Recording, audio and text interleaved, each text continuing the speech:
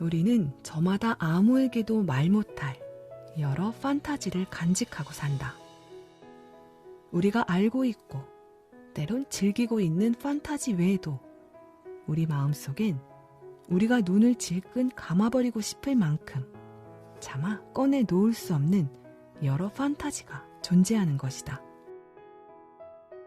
프로이트는 이러한 판타지를 우리의 마음속에 남아있는 원초적인 성적, 공격적 충동의 흔적이라고 풀이했다.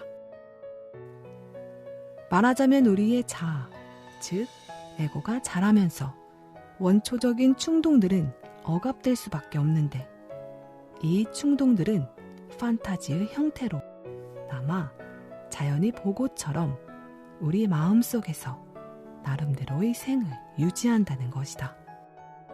특히 다음과 같은 사람들은 그런 판타지의 유혹에 약하다.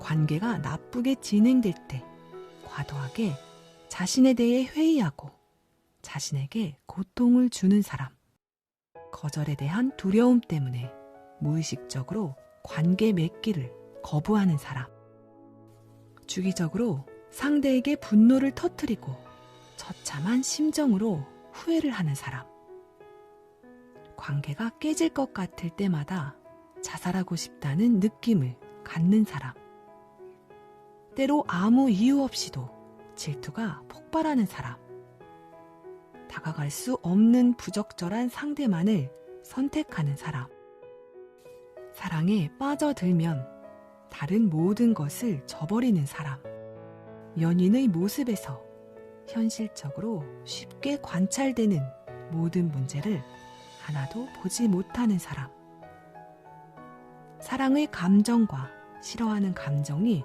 급작스럽게 교차되는 사람, 상대에게 받았던 감정적인 상처나 모욕감을 오랫동안 억누르고 있는 사람 등 나는 이들이 늘 습관적으로 사랑을 갈망하면서도 계속해서 사랑에 실패하는 모습을 지켜봐왔다. 그리고 이들이 사랑이 끝나면 얼른 판타지 안으로 숨어버리는 것도 봐왔다. 나는 안타깝다. 판타지 속에서 거짓 자아로 산다고 문제가 해결되는 게 아니기 때문이다. 자꾸만 사랑에 목말라 계속해서 사랑을 갈구하지 않는가? 그렇다고 판타지 안에서 그 사랑이 이루어지는가? 결코 아니다. 사랑이 이루어지는 곳은 현실이다. 그 현실 안에서 우리는 숨을 쉬고 밥을 먹고 사랑을 한다. 그러니까 이제라도 거짓 자아를 버리고 현실 안에 있는 참 자아를 찾아야 한다. 정말로 진실된 자신의 모습, 그것은 어쩌면 상처로 얼룩져 있을지도 모른다. 그러나 두려워한 것보다 그 상처가 대단한 게 아닐 수도 있다. 예쁜 구석이 더 많이 발견될지도 모른다. 어쨌든 중요한 건 있는 그대로 거짓됨이 없는 자신의 모습을 그대로 인정하고 받아들여야 한다는 것이다. 데미안이 말했던가, 새는 알을 깨고 나온다. 알은 새의 세계다. 태어나려는 자는 한 세계를 파괴하지 않으면 안 된다. 첫째, 과거를 재구성하라. 재은 씨는 치료를 시작한 지 얼마 안 됐는데 경과가 굉장히 빠른 편이었다. 그녀는 어려서부터 공부도 잘하고 장녀로서 동생들도 잘 돌보며 자랐지만 부모에게만은 별 인정과 칭찬을 받지 못했다. 공부를 잘하는 것도 공부만 잘하는 애라는 흉이 됐고, 형제들과 달리 외모가 뒤처진다는 이유로 못난이라 불렸다. 그런 그녀가 사랑을 느끼게 된 남자는 화목한 가정의 막내였다. 자기와 같은 상처는 전혀 없는 그에게 열정적으로 빠져든 그녀. 그러나 어느 날 믿어오던 그 남자가 이별을 선언한다. 그 뒤 그녀는 호감을 주는 상대가 나타나면 자신도 모르게 도망을 가게 되었다. 그런 모습은 그녀 자신에게조차 생소한 것이었다. 내가 왜 이러는 거지? 라는 물음을 가지고 나를 찾아왔던 재은 씨는 사실 내 도움이 없어도 충분히 스스로 문제를 풀어갈 수 있는 힘을 가지고 있었다. 그녀는 호감을 주는 상대일수록 자신이 더 멀리 도망갔던 것은 상대에게 자신의 숨어있는 모습을 들키고 싶지 않아서인 것 같다고 말했다. 가까워져서 자신의 추하고 약한 모습을 알게 되면 과거에 그가 그랬듯이 새로운 상대도 자기를 떠날지도 모른다는 불안감이 의외로 컸던 것이다. 재은 씨는 자기를 이렇게 만든 부모에게 원망과 분노를 느꼈다. 왜 그렇게 나를 미워했을까? 왜 나를 이렇게 만들었을까? 하면서. 그런데 나와 함께 과거를 여행하면서 그녀는 달라졌다. 그녀는 자신이 늘 구박만 받았다고 생각하던 어린 시절의 상처를 되살리면서 굉장히 새로운 사실을 발견해냈다. 엄마와 아빠가 자신을 많이 사랑했지만 그걸 표현하는 방식이 서툴렀다는 것을 말이다. 엄마 입장이 되어보고 아빠 입장이 되어보니 부모가 애초부터 자신을 미워하고 상처를 주려고 한 게 아님을 깨달을 수 있었다.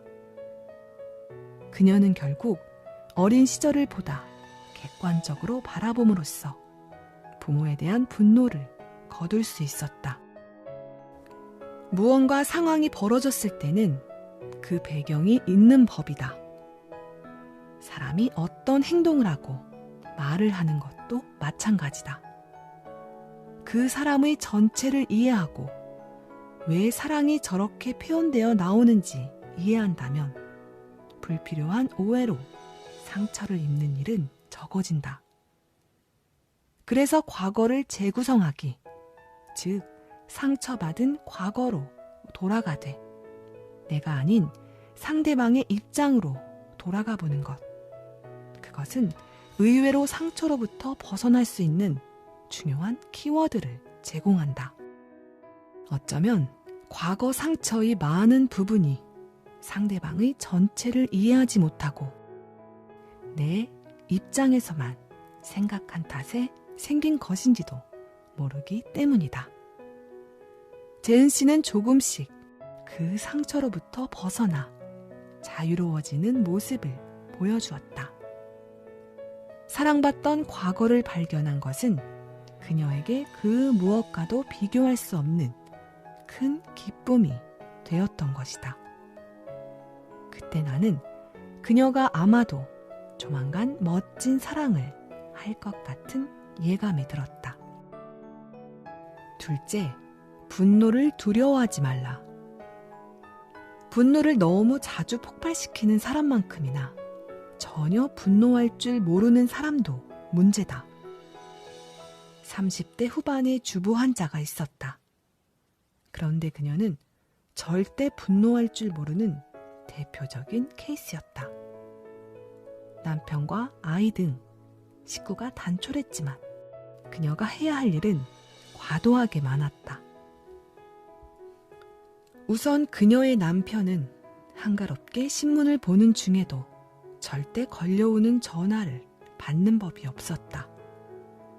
전화기가 남편이 앉은 바로 옆에 있고 그녀는 밖에서 빨래를 널고 있는 중에도 그랬다.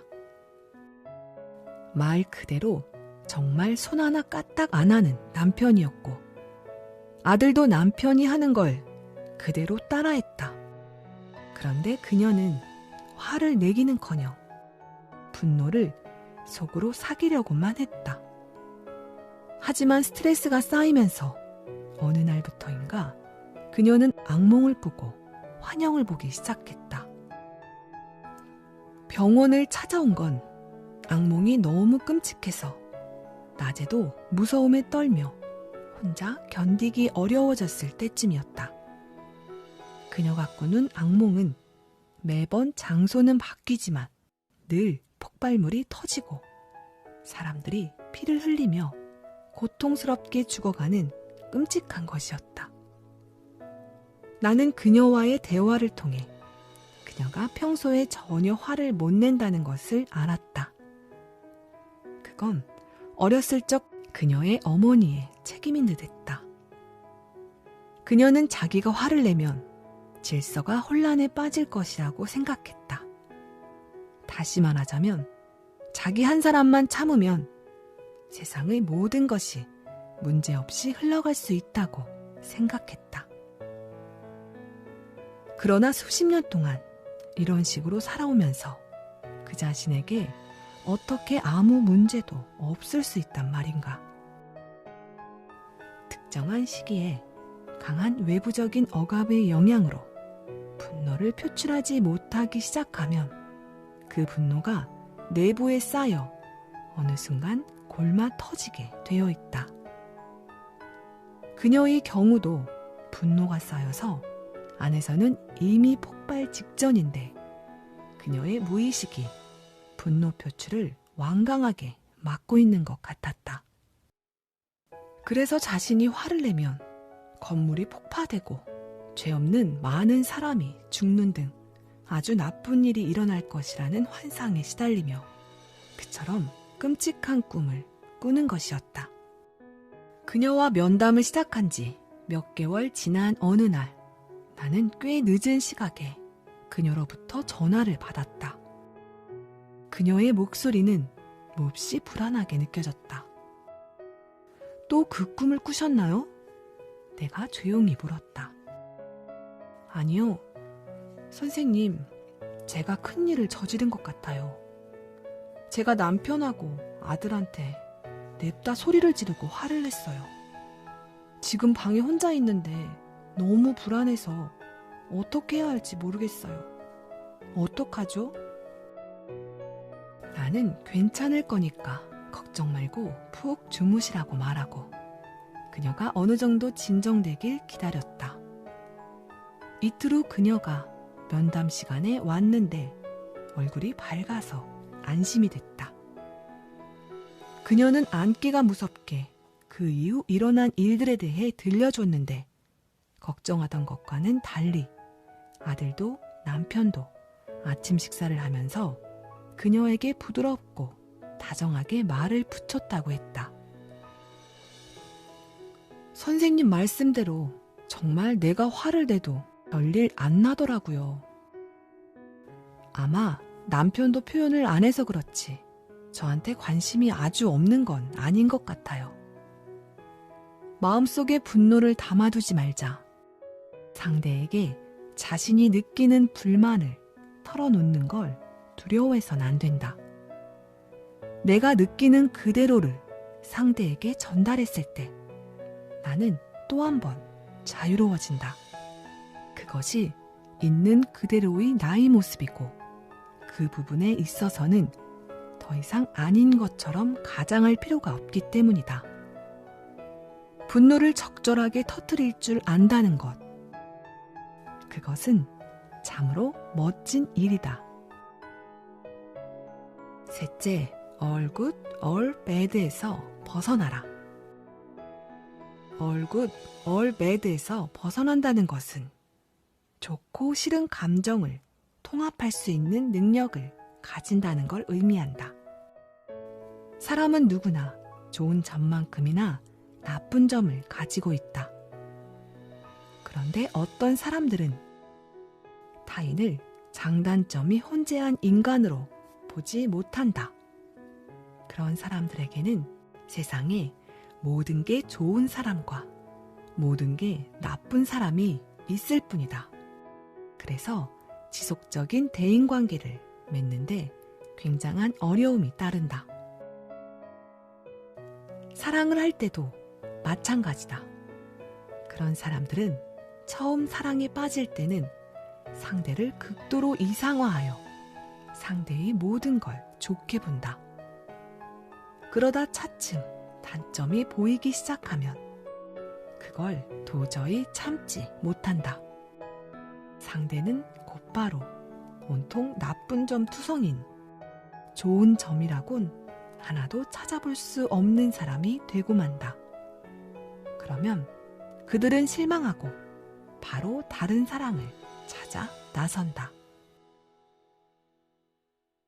그런데 생각해보라. 어떻게 모든 게 좋기만 하고 모든 게 나쁘기만 하겠는가?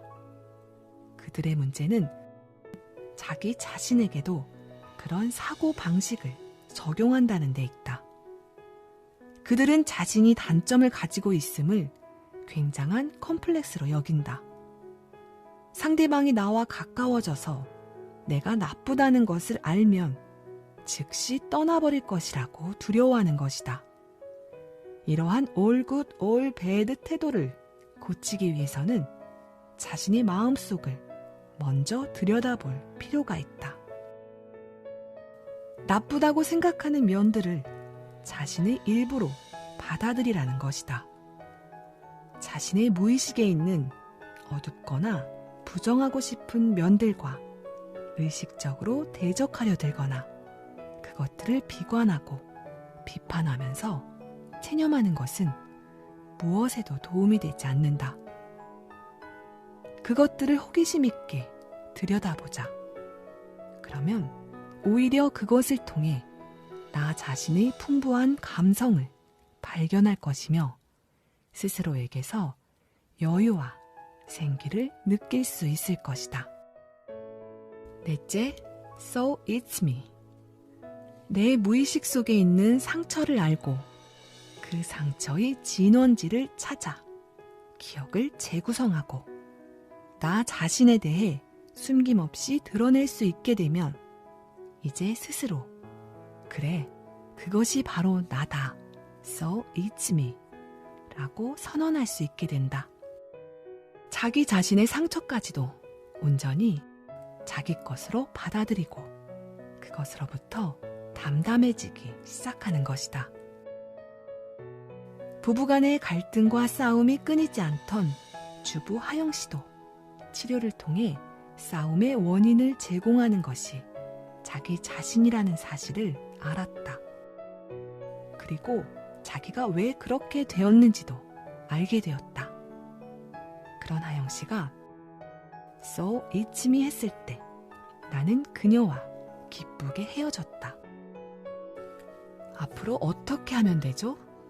라고 묻는 그녀에게 나는 웃으며 말했다. 하고 싶은 대로 하세요. 지금껏 하영 씨의 주인은 하영 씨의 과거였지만 이제부터는 하영 씨가 주인이니까요. 가장 자신다운 선택을 하는 것, 그게 정답이에요. 아는 것과 동시에 문제가 완전히 해결되는 것은 아니다. 안다고 해도 무의식의 반복 속에서 전과 같은 문제가 심심치 않게 튀어나올 수 있다. 그러나 어느 순간 그 문제로 인해 깊은 상처를 입기 전에 자신의 감정을 추스를 수 있게 된다. 예를 들어 무의식의 상처 때문에 자꾸 사랑하는 사람들에게 분노를 퍼붓던 사람은 어느 순간 또 심하게 욕을 하다가도 자신을 돌아보면 언행에 유의하게 된다. 내가 또 그랬네. 왜 그랬을까? 아내는 잘못한 게 없는데 또 화를 내고 말았어. 다시는 그러지 말아야지 하고 스스로 주문을 외우게 되는 것이다.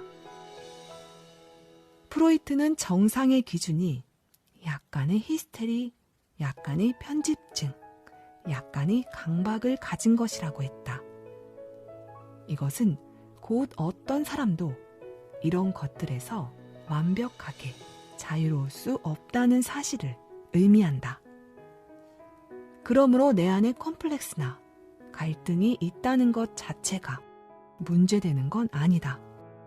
그것을 자신이 어떻게 받아들이고 긍정적인 방향으로 이끌어 가느냐가 관건인 것이다.